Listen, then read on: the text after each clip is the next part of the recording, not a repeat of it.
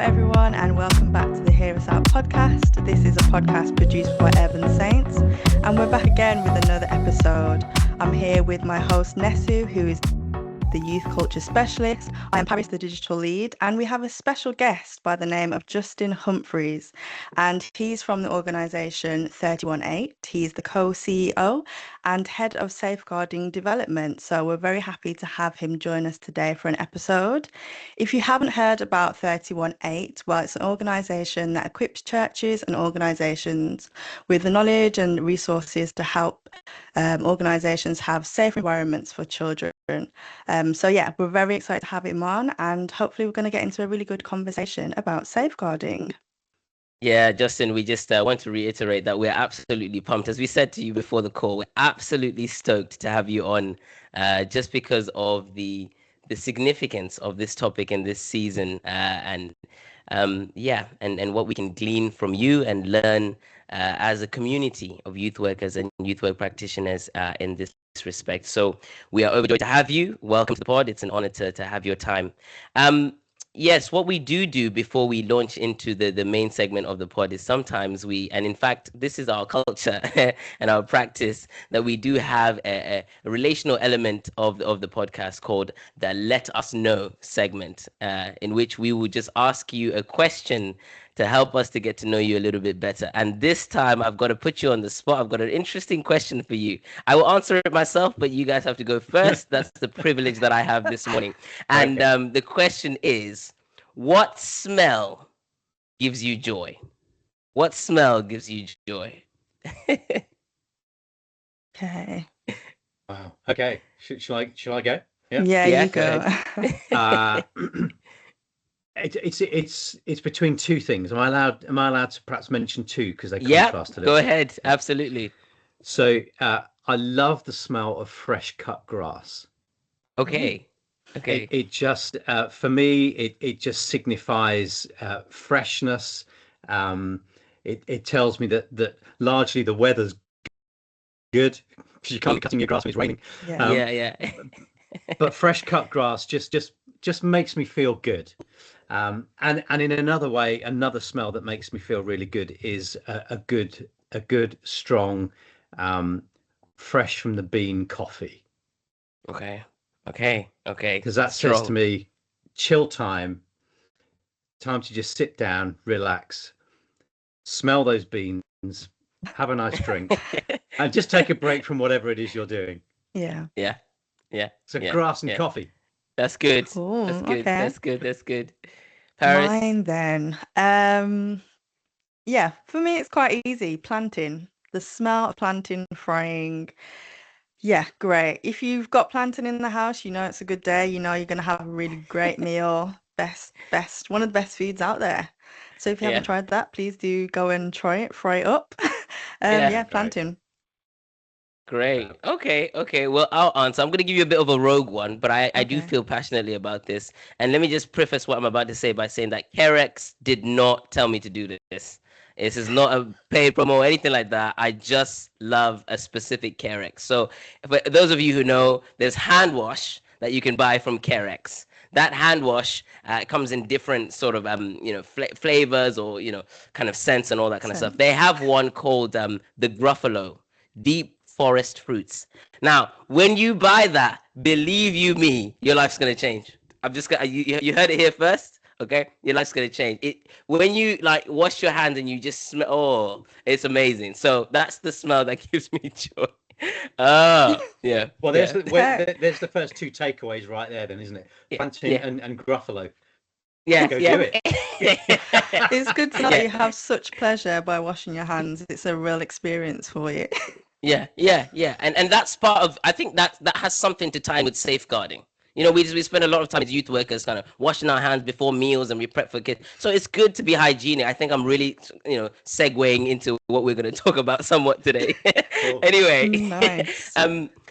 So we are talking today about safeguarding. It is something that is very topical, very contemporary, very relevant for people who are working with young people. And not only that, across the board, we are in a time, even in the UK, where we are looking and reevaluating and appraising some of our safeguarding structures, in various spheres and industries, because it's become more important and kind of significant as a topic. And so we're looking at safeguarding today. But before we launch into that, and yeah, have Justin give us some of his wisdom, we are going to just briefly look at a scripture that I found, which was very yeah, I just thought it was very insightful as it pertains to this issue of safeguarding. So I'm just going to read this, and it might just provide a useful point of departure before we launch in.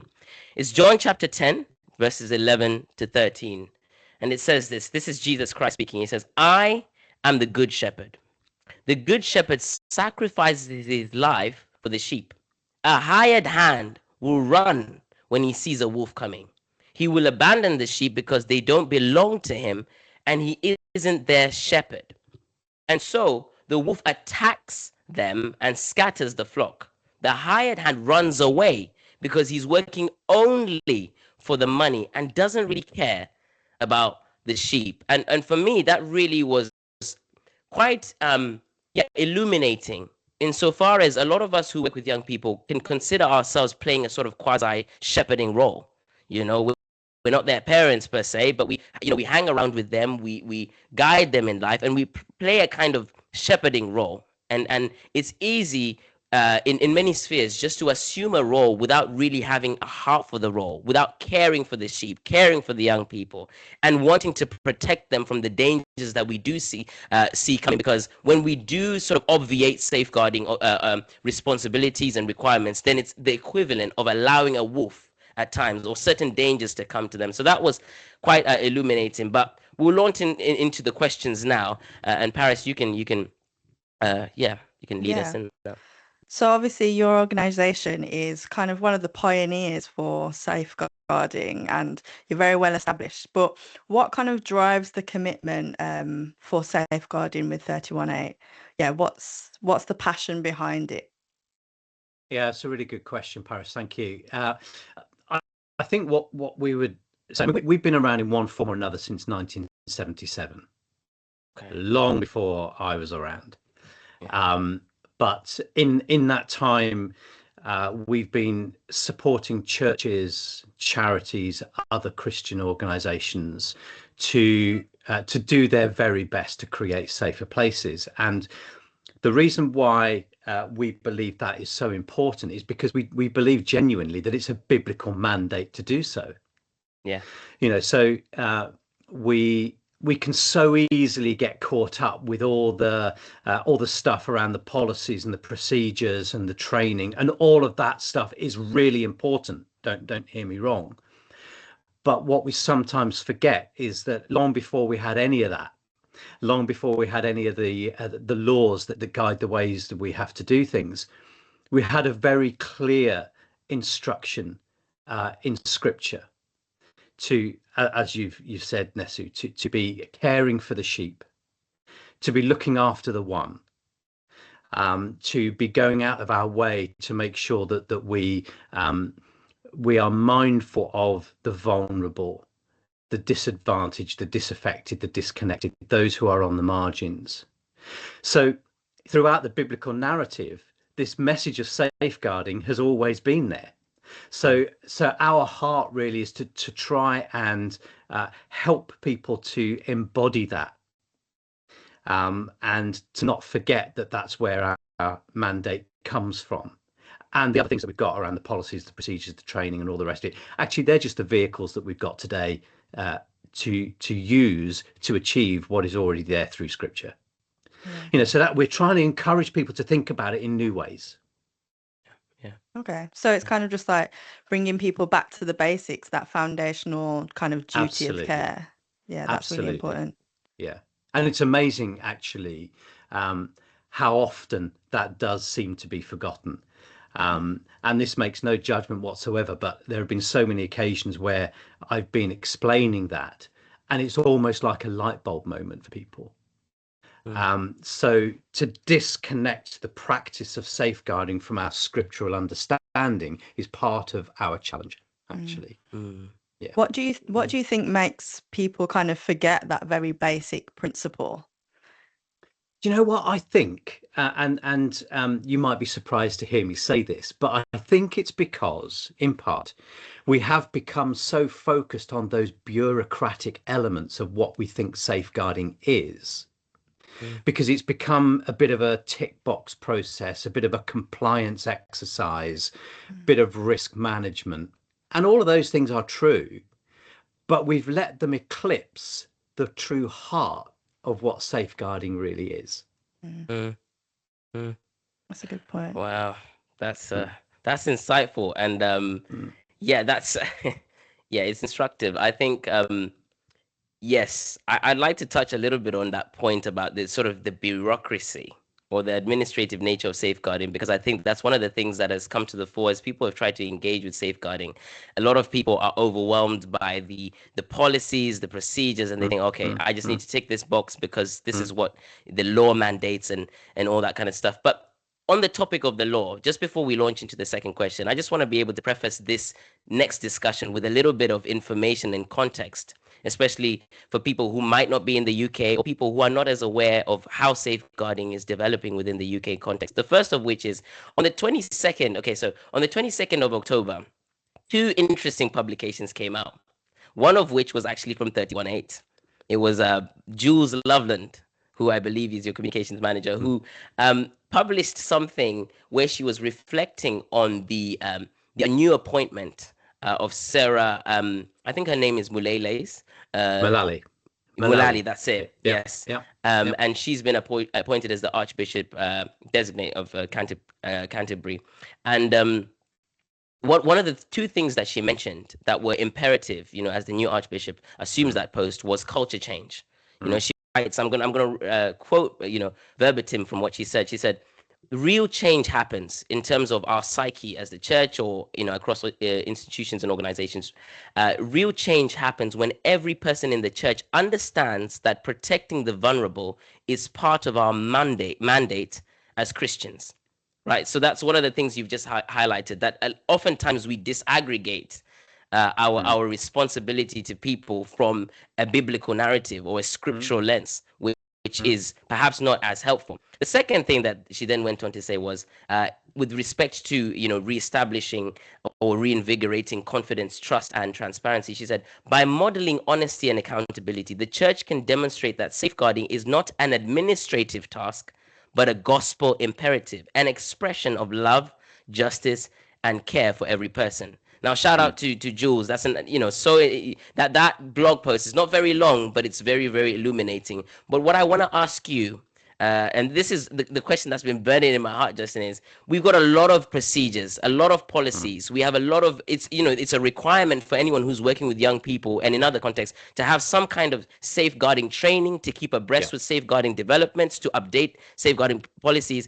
And as someone coming in from the southern hemisphere, not the Western world, there's safeguarding in place. But the way that the Western world has ramped up safeguarding, Mm. is a bit of a is a bit, it can leave you puzzled if you're not from this country, if you're not from this Yeah. context. And so the question I want to ask you, and maybe some other youth workers are asking themselves, or practitioners are asking themselves, are we paranoid? Has the deluge of policies and principles and procedures become so overwhelming that it actually hinders people from doing work because they feel like they're on CCTV? There's so many policies now. I mean, you'd be surprised. You can't stand here. You can't say this. Don't text them from your personal phone. Don't Is that paralyzing? Are we in a state of paranoia, or should we be looking more of the lens of safeguarding as paramount? What do you Ooh, think? I like that. That was a good one. Hey, it was a good one, wasn't it? So I hear what you're saying, and I think Yeah. that we probably all feel a little bit paranoid at Mm, times when we're doing all sorts of different work, whether it be with young people or whoever.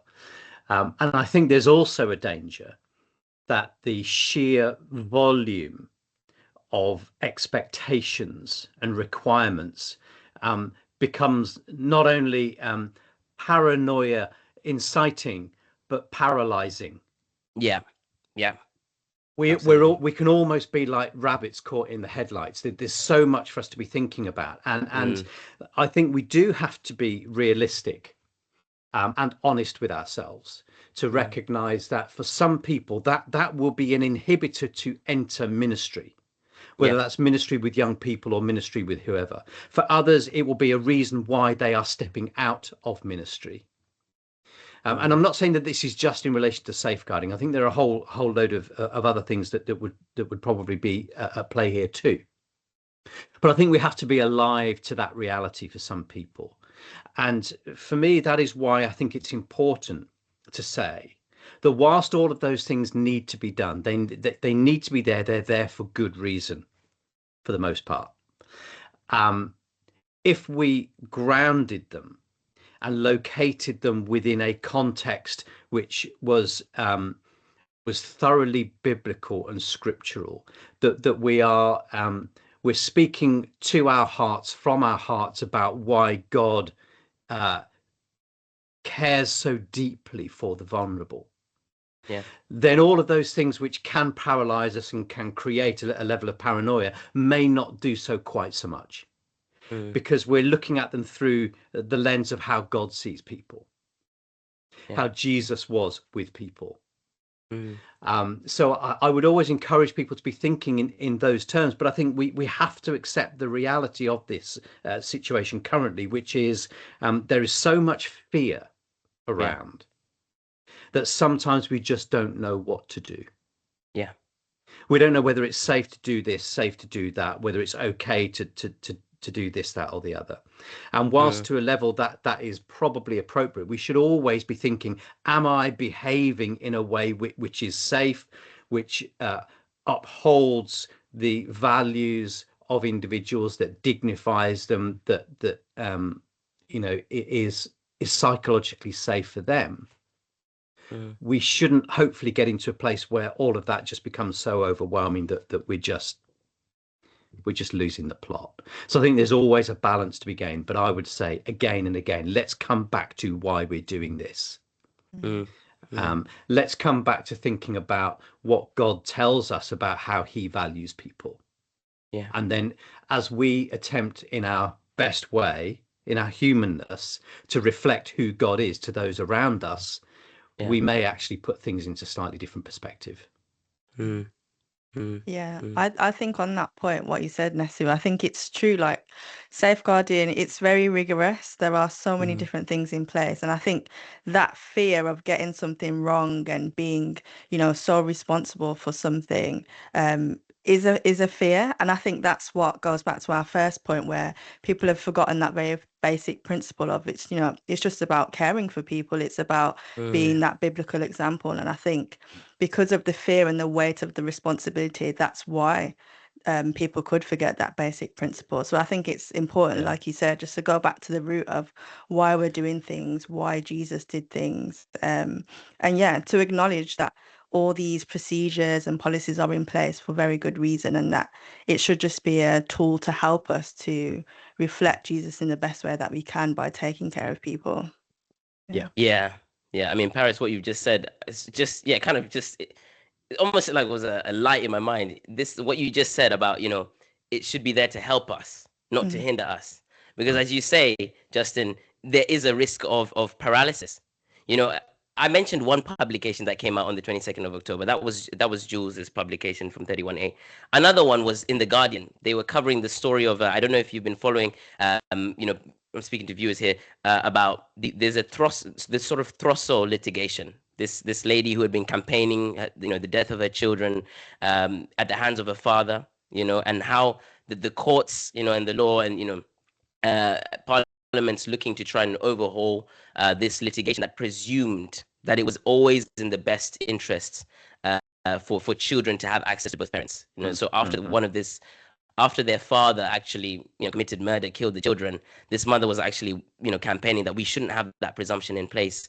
And the reason I mention that is because it's stories like that engender fear sometimes within the public, and sometimes can cause us to wrap things up. Safeguarding is important, but if we're not grounded in the biblical narrative, we can become so paranoid by the stories that we hear. I mean, for that one story, and I'm not trying to be crass here, there's a whole host of other stories where people have been faithful, have been loving, have been caring. So if you look at that kind of lens that comes out in the media, you can think, oh my goodness, we need to all panic. You know, off the back of that, I was reading another publication of a lady who was commenting on that and said, I like the way the law is going, as I think we need to protect young people and all that kind of stuff. But for that one father, there's a whole host of other fathers who are now going to be denied access to their you know, their children who are loving and don't necessarily have those motives. Now, I don't have a comment either way on which way the law should have gone and all that kind of stuff. What I'm trying to illuminate is that there's always another side. There's danger, but we shouldn't allow that to paralyze us from thinking. It's a tool, as you said, Paris, to help, not hinder and cause us to be in paralysis. But yeah, it's a really good reflection, Nesu, and I think it's something that we come across quite often. I think particularly in our social media driven context that we find ourselves in, it's very easy to find that, you know, the algorithms are pushing certain information at us. It presumes a particular appetite, so therefore it doubles down on what that is. So we can very easily get to a position where we have a heightened sensitivity to a given subject or topic or story, and it makes it feel in our minds larger than it might actually be in reality. Now, that's not to diminish anyone's sense of, you know, how strongly they might feel about things. But the example that you give, I think, is really important. And for me, given lots of the work that I do with government and with parliamentarians these days to try and help them to understand the nuance at the intersection of safeguarding and faith, constantly having conversations around, well, this is all very well, but poorly constructed legislation doesn't help us. So the legislation, whatever it might be focusing on, has to be clear enough to guide, clear enough to bring appropriate penalties and sanctions where that's appropriate, but not so dogmatic in its approach that it gives no room for an assessment of the various elements and factors of a given situation.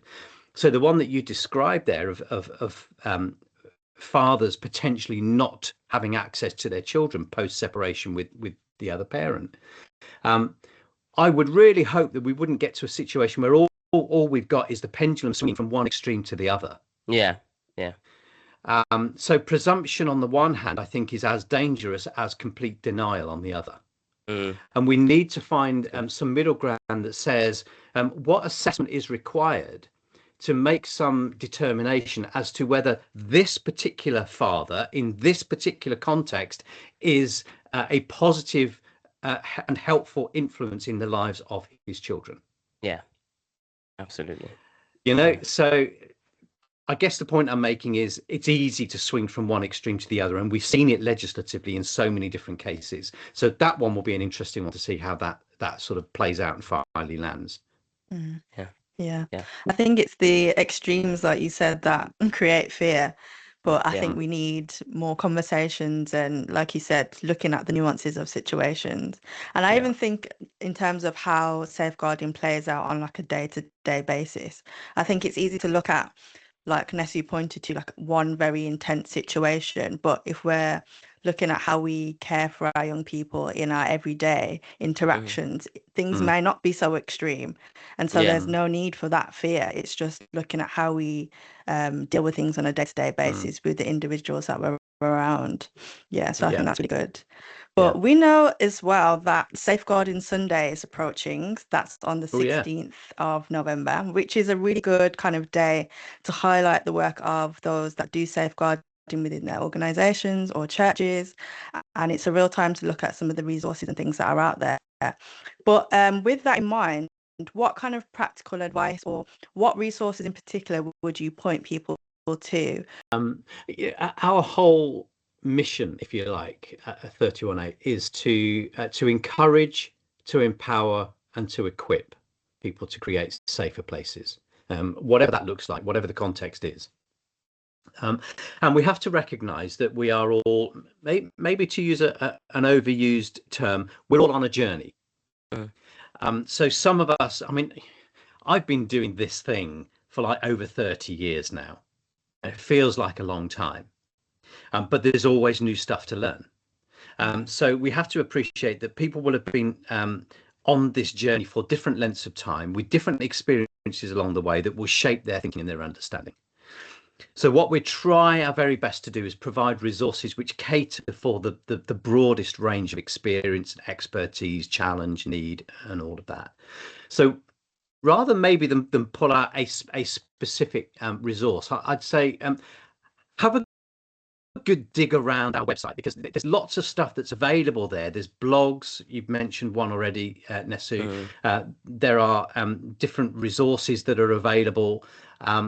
This Safeguarding Sunday pack, I would really encourage your listeners, watchers to download that. So go to 318.org/Safeguarding Sunday.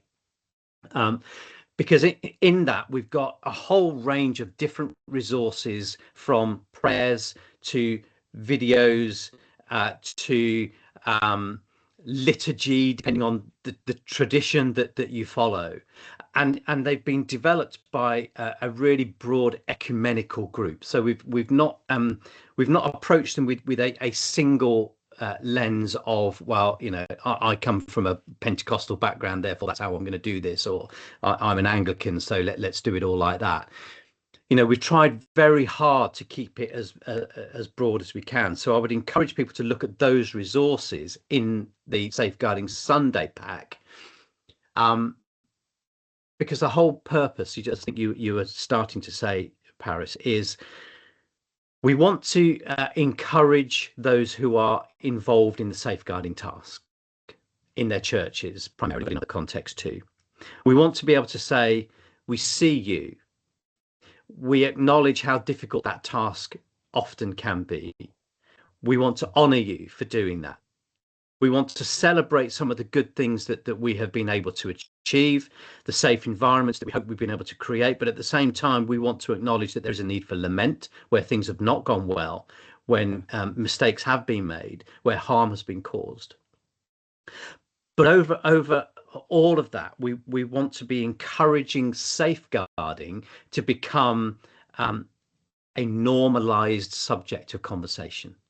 Yeah.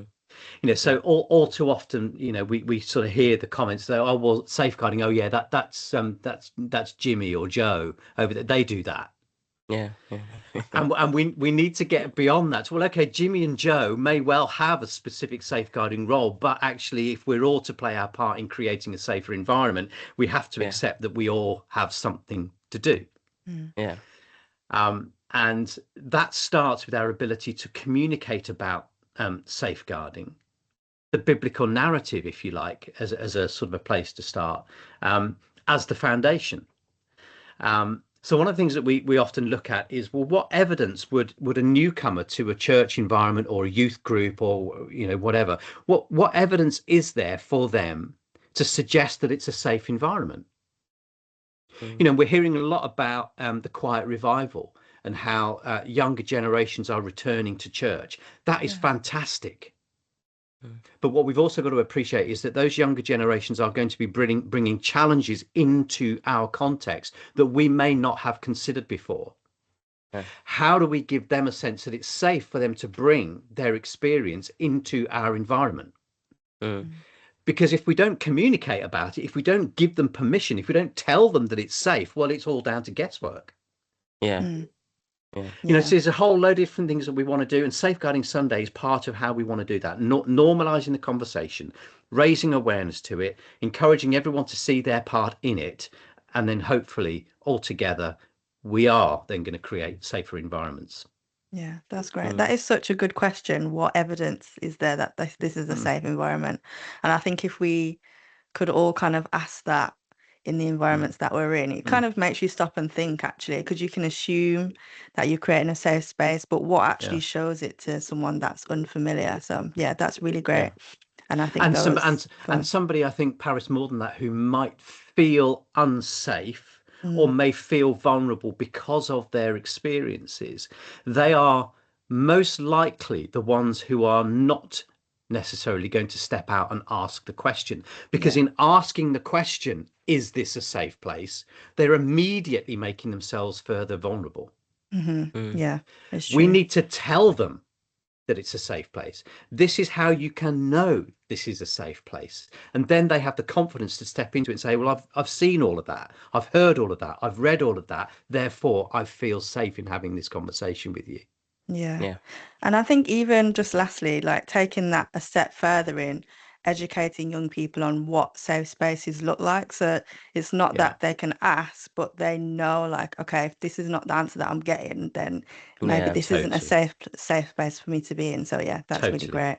totally. Yeah. Yeah.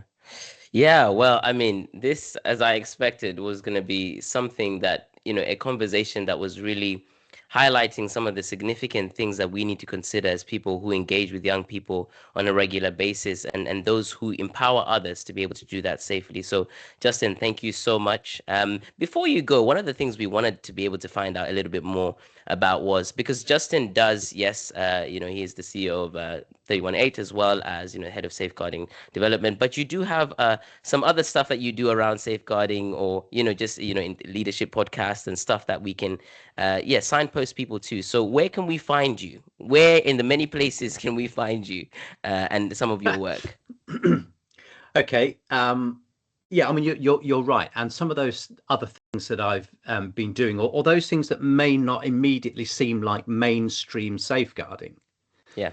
such as the Becoming podcast that I recorded with Reverend Dr. Kate Middleton, who you Yeah. may well be familiar with, was really about trying to approach some of the similar conversations in a slightly different way.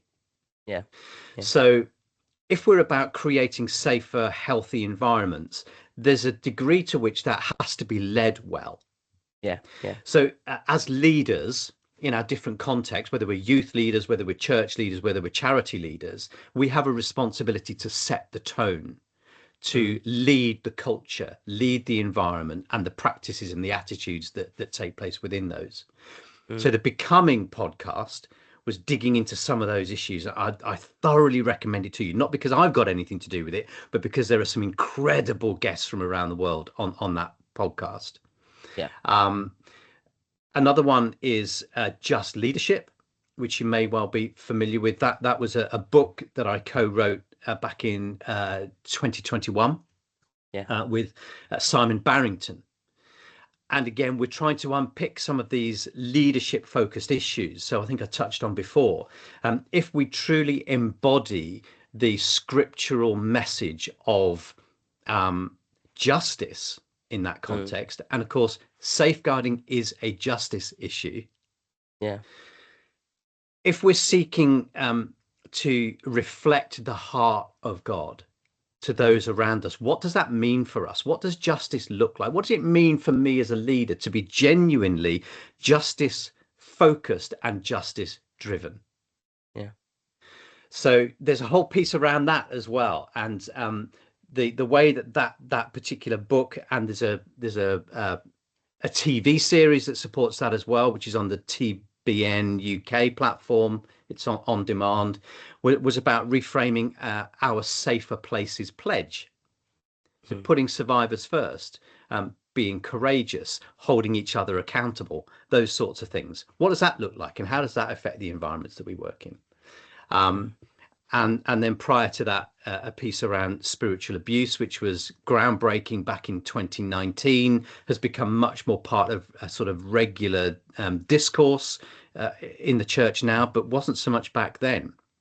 And one of the things that I was seeking to do as part of that piece of work was to bookend looking at what spiritual abuse is, how it affects people, how we might respond, but then also thinking about what cultures do we need to create to actually mitigate the potential for those things to be happening in the first place.